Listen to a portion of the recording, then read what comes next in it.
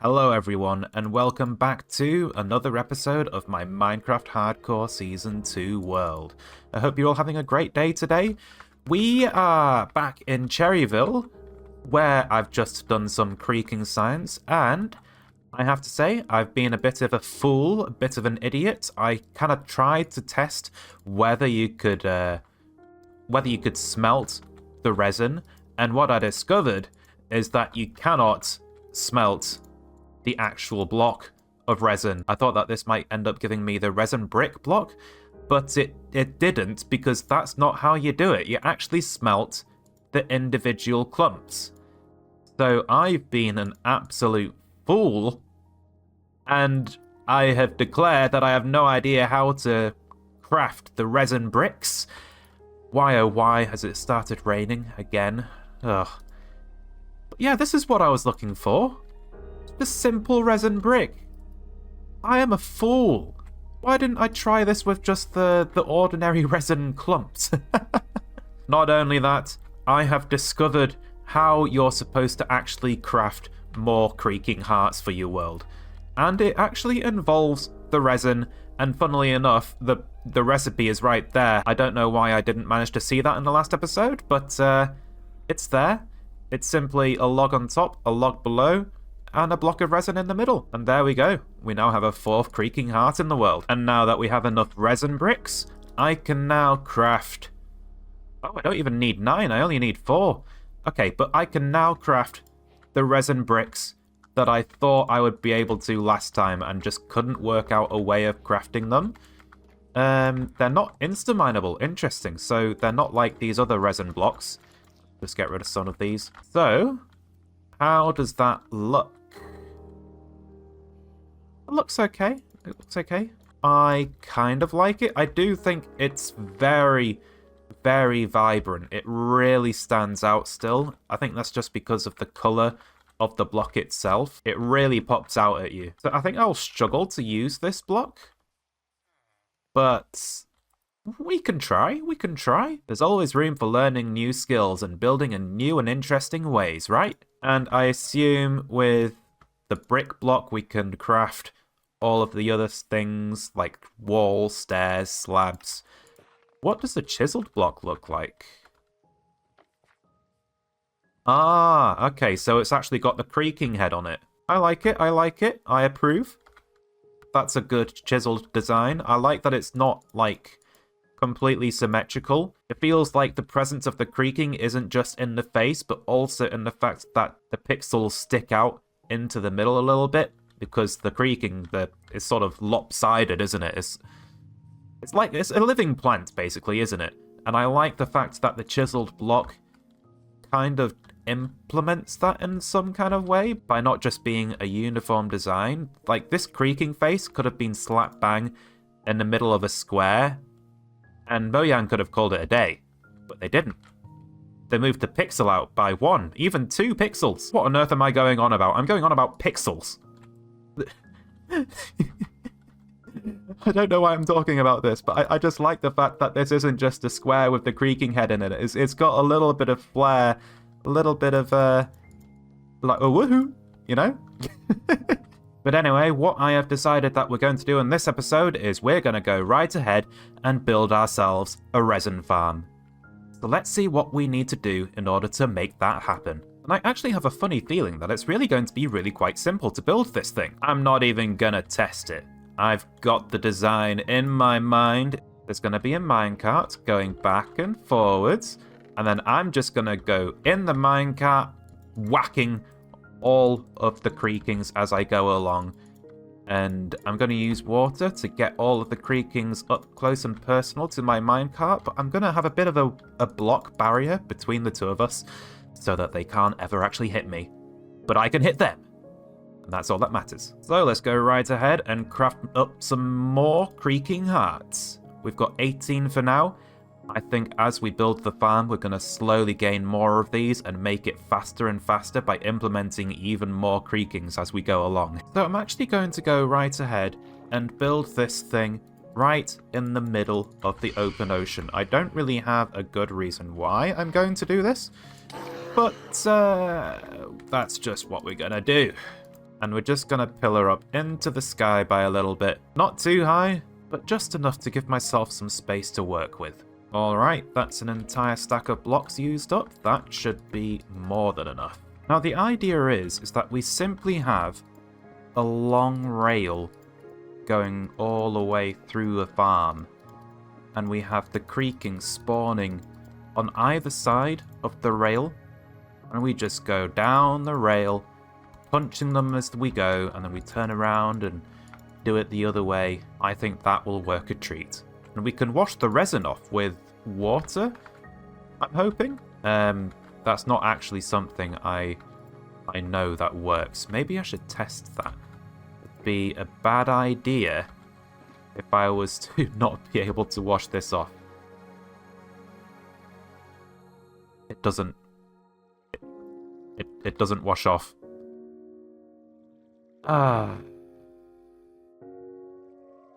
Okay, it looks like we're going to be using a piston design for this now. We're not going to be using water after all. But you know what? I've changed my mind. We're not going to use stone for this platform. We're going to change immediately to our permanent block. And that is going to be the pale oak logs of the stripped variety. Then we're simply going to lay our powered rails on top of that with a chiseled resin block at the end. And this is going to be the block that we bounce off of to go back to the start of the rail again.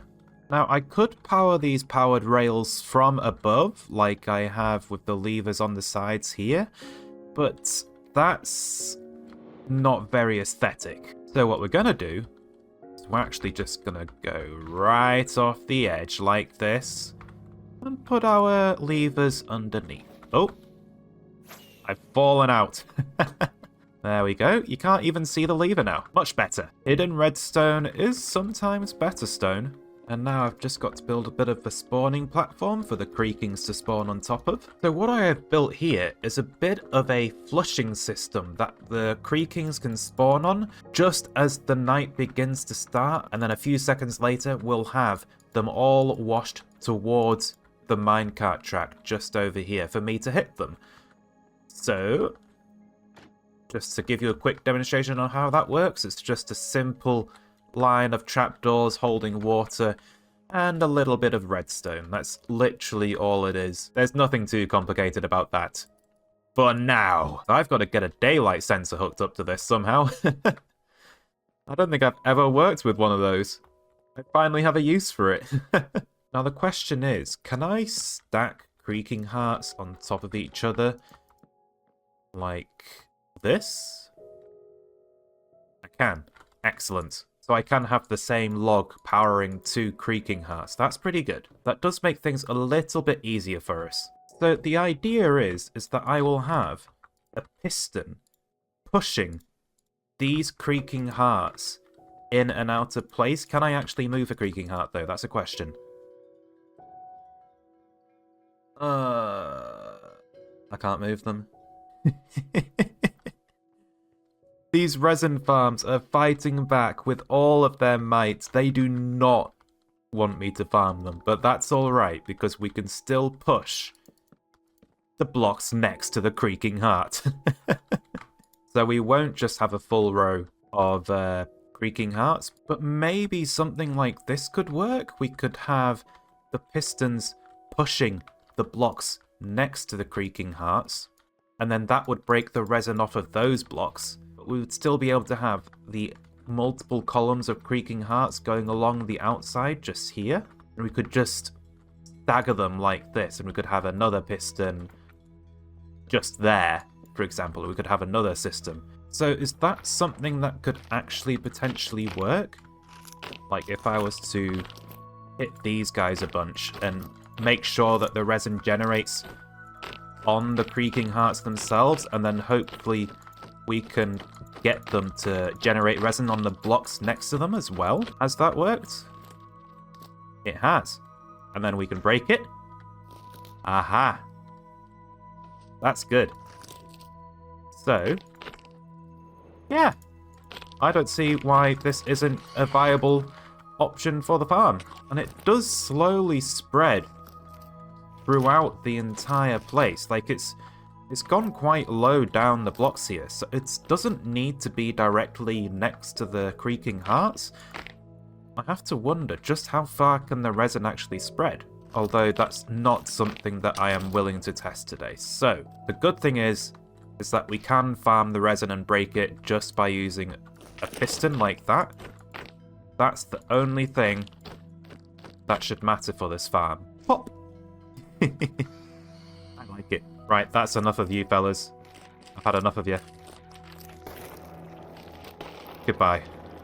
Oh, wow, we actually got a decent amount of resin from that as well, so we can actually make some more resin blocks, which in turn can go into more creaking hearts. Now, the question is, can a creaking hit me through this one block gap? So, let's just see what that's like.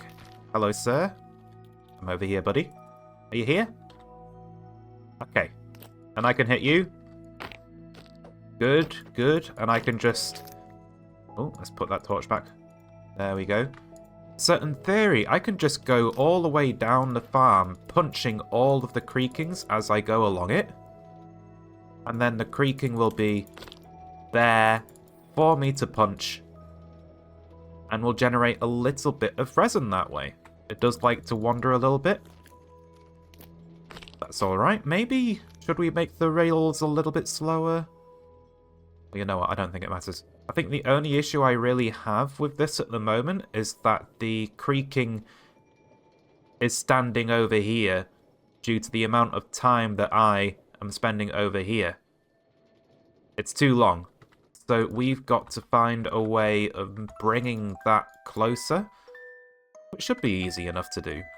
I think we've got all that we need to make this farm work. So I hope you all understand the theory behind this resin farm, and I think that we should build the rest of this thing in the form of a time-lapse. Let's build!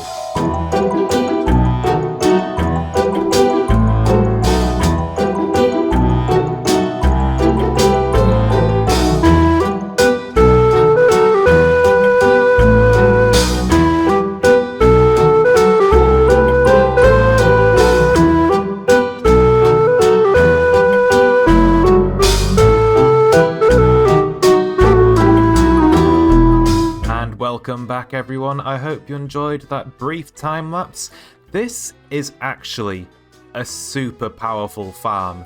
Like, I've got an entire wall's worth of creaking hearts here, and a shifting wall design as well to break all of the resin off of the logs and to throw it straight into our water stream to go to our storage system. And it overproduces to the max. My goodness, I think this might actually be the fastest farm that I've ever built.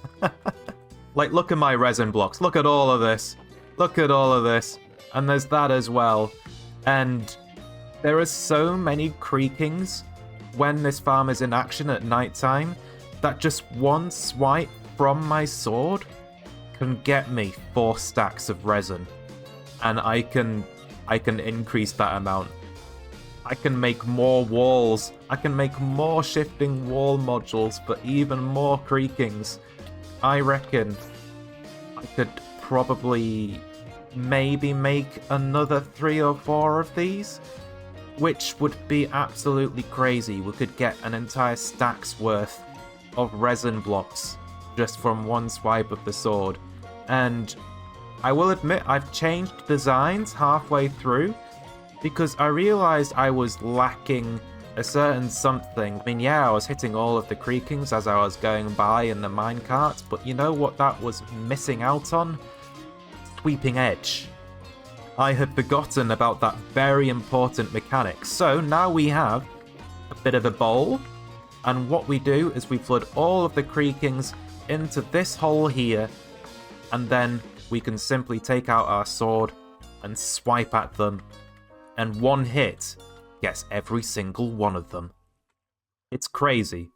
I've got to show you this thing in action. Oh, of course it started raining. It always seems to do that when I'm recording. It's just like, Whistler, let's dump some water on your head. For goodness sake. It's always like this. It rains far too much.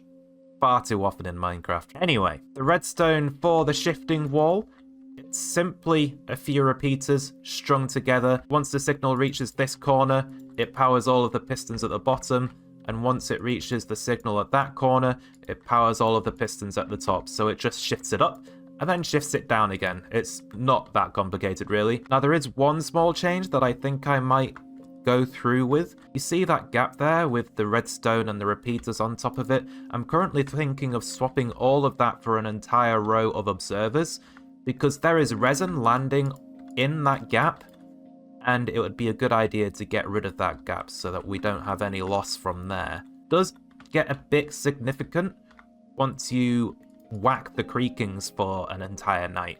Like, it does actually build up down there. And over here, I have an etho hopper clock, and what this does is it powers the water behind the trapdoors that you see there. You see that Z fighting? That's because those trapdoors are waterlogged. Oh, it's more obvious over there.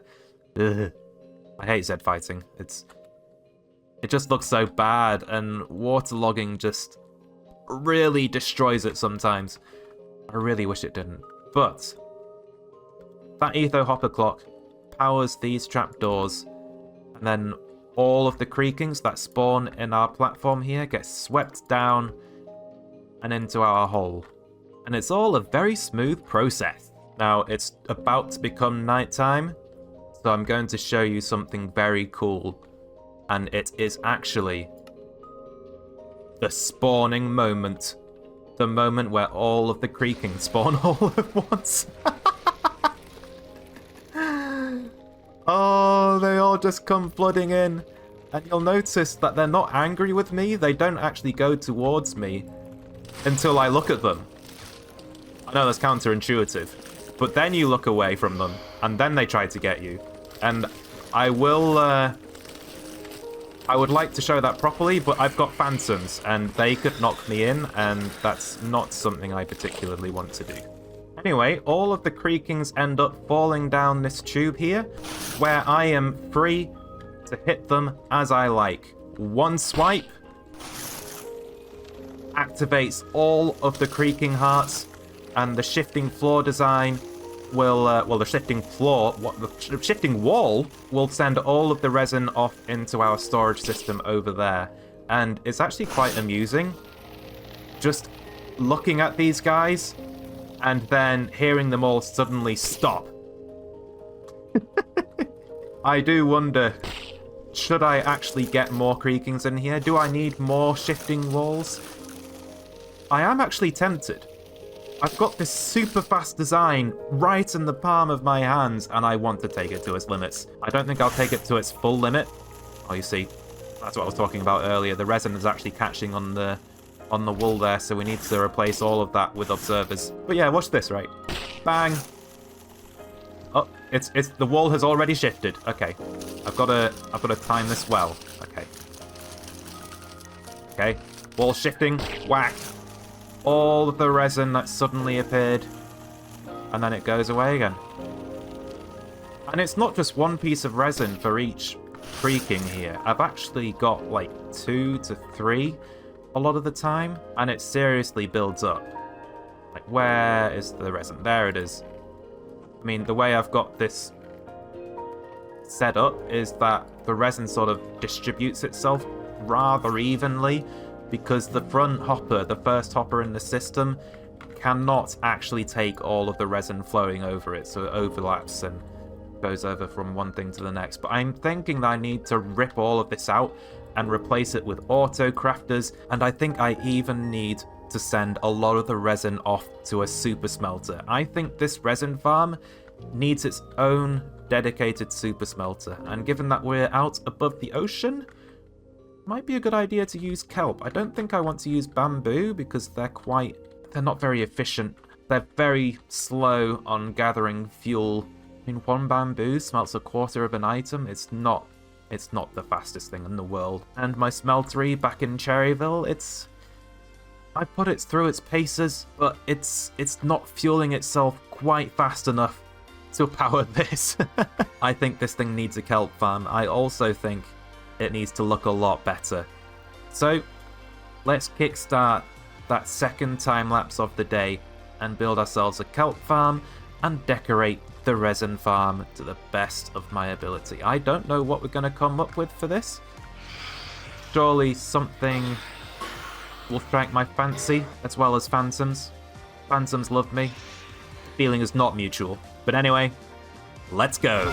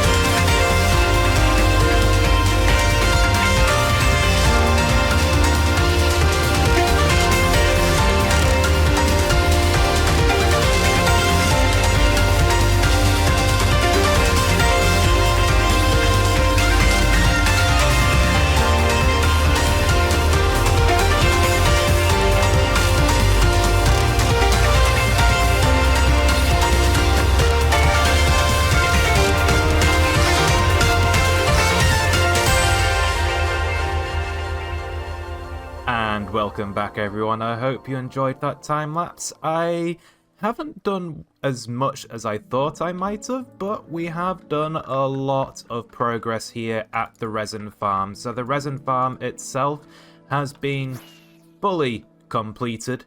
We've got our little bowl here that washes all of the creakings down into that hole there, and we've got our shifting wall design fully in place. We've actually got 4 walls in place here. I believe it's actually 22 columns of creaking hearts that have all been activated on this wall, and it goes 6 creaking hearts down. So given the fact that I've got 4 walls of this thing, that comes out to 528 individual creakings that can spawn within this farm. And let me tell you now, when they spawn, this whole thing instantly gets flooded out. I'm a little bit of a ways away from the end of the day just now, so we'll have to wait a couple of minutes for that. But it's a little bit crazy suddenly seeing this platform instantly fill up. I'll show you in a bit. So the idea is still the same. I stand here and I hit the creakings here, and all of the resin ends up on these pale oak logs here, and then the shifting wall breaks the resin off and it goes into the water streams here and into our storage system, where it is currently being crafted into blocks of resin over here. As you can see, we have a lot of blocks of resin.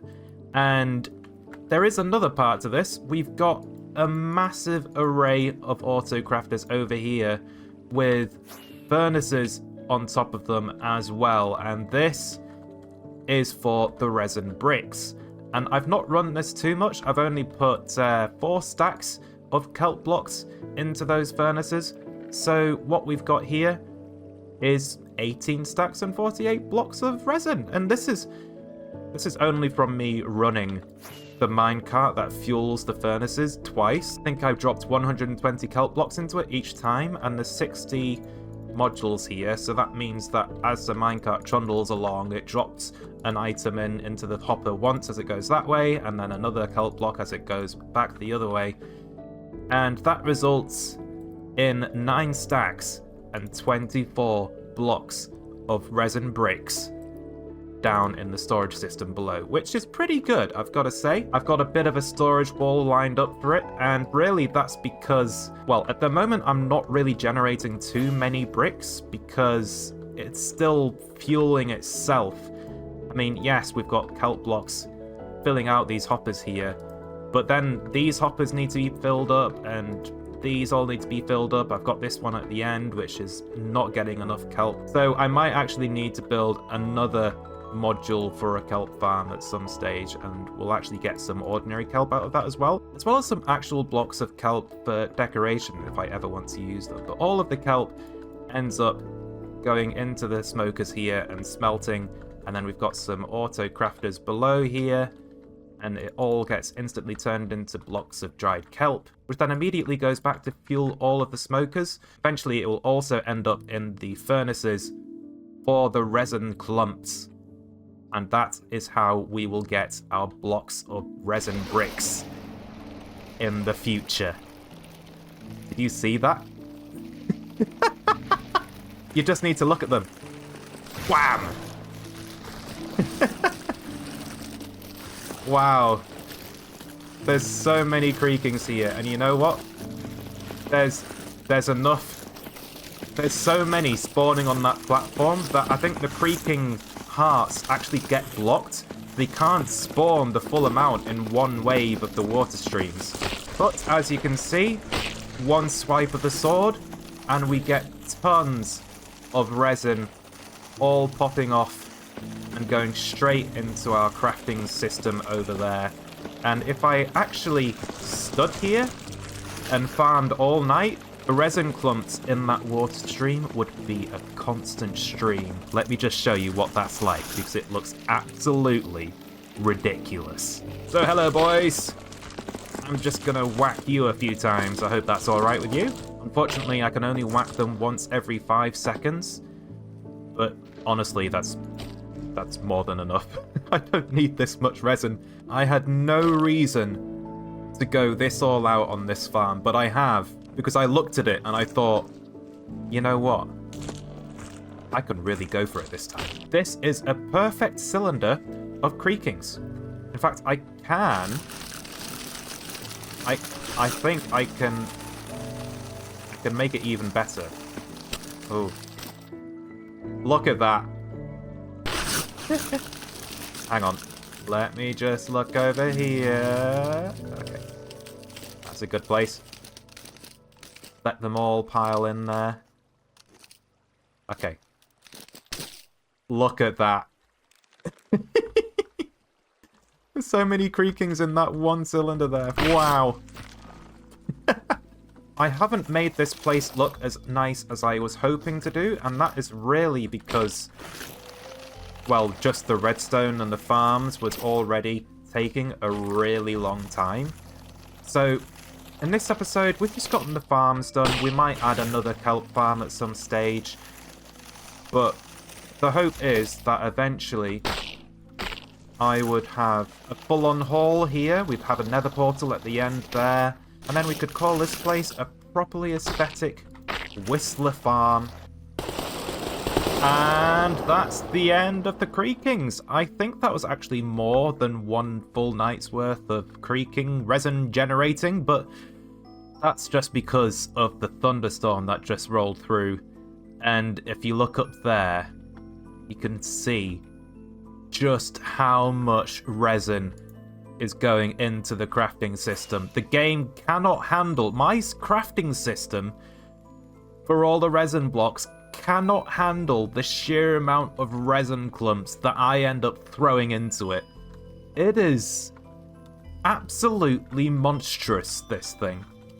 And if I go over here, it's not a small water stream by any means. This is a big water stream. And it's just so overpowered. Oh, I think it might be a little bit different once I finally get some kelp blocks into the furnaces here for fuel.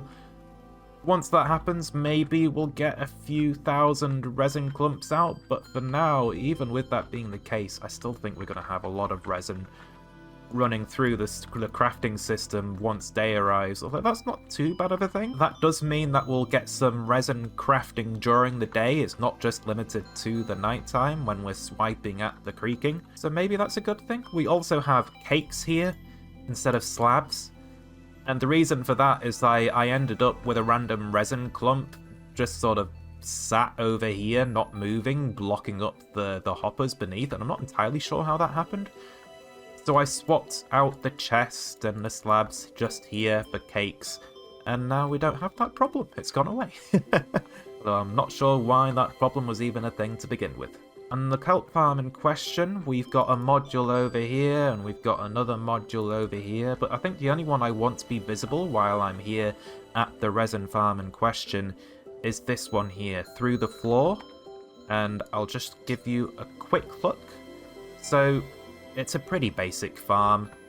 We've got some pistons here to break the kelp, we've got observers looking at the kelp, and when the kelp grows into the observer, the piston breaks the kelp, and yeah, it's pretty simple.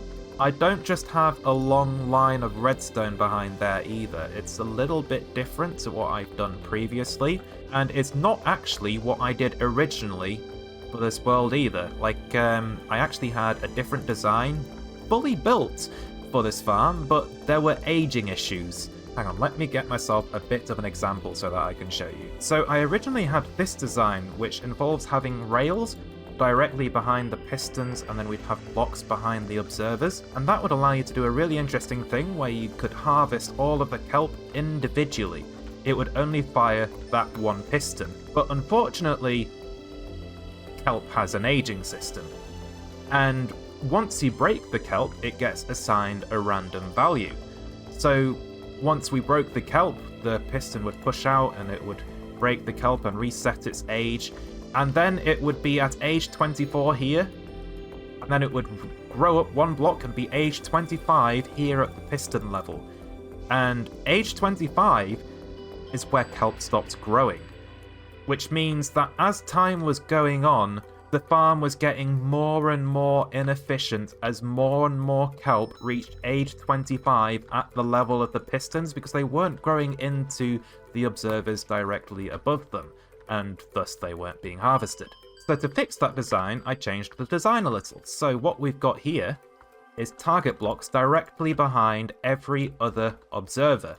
So we've got a 1 block gap between each target block, and then we've got a block with a piece of redstone dust directly on top of it in between. And what that means is that we now power more pistons. If I place a block in the front of the observer that has a target block behind, then it actually activates 5 pistons, whereas if I put it in front of an observer that has the redstone dust behind it, it's actually only 3 blocks. And what this means is there's actually a nice middle ground between having just a massive row of redstone and everything firing all at the same time and creating a bit of lag and being rather noisy, and also breaking lots of water sources at the same time. So instead we have this, which doesn't break all of the water sources all at once, and it also has the added benefit of resetting the age of any kelp that happens to be down here that also happens to have grown to age 25 at the piston level, so that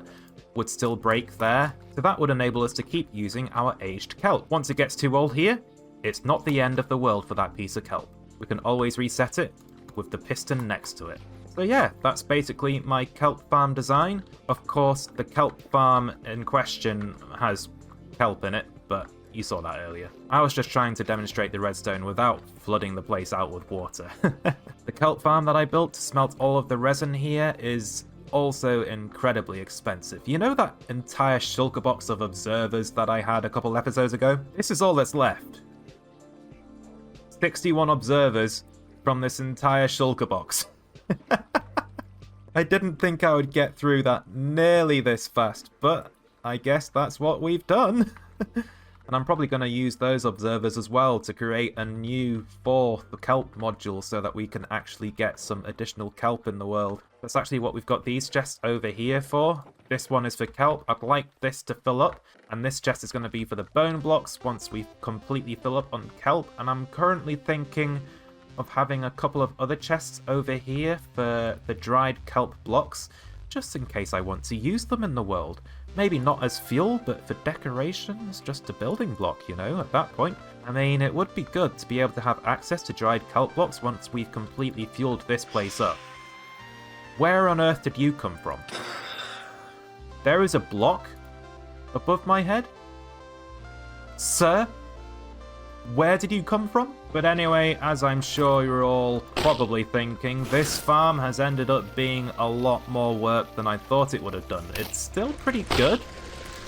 I mean, I say pretty good. This is probably the fastest. This is fastest. It's not probably. It is. Factual statement. The fastest farm that I've ever built. It's so fast that the crafting system that I've built to contain the thing isn't fast enough. But I feel like I don't have enough time in this episode to actually decorate the thing. That was actually one of the things that I said I would do, is I would make the thing look nice. And so far, what I've got is a lot of resin and a cylinder of creaking just there. I mean, the cylinder is pretty cool, gotta say. But, alas, there it goes. All in a second. I think aesthetics-wise, the only thing I'm going to keep is this kind of floor here. I'm a big fan of this. I think we'll use a lot of resin in the build itself. I'm quite liking the idea of utilizing the resin bricks in some way. Maybe also the pale oak logs as well. I don't have nearly as many of those as I used to. A lot of them got used up in the wall over there. But yeah, I hope you enjoyed this episode, everyone.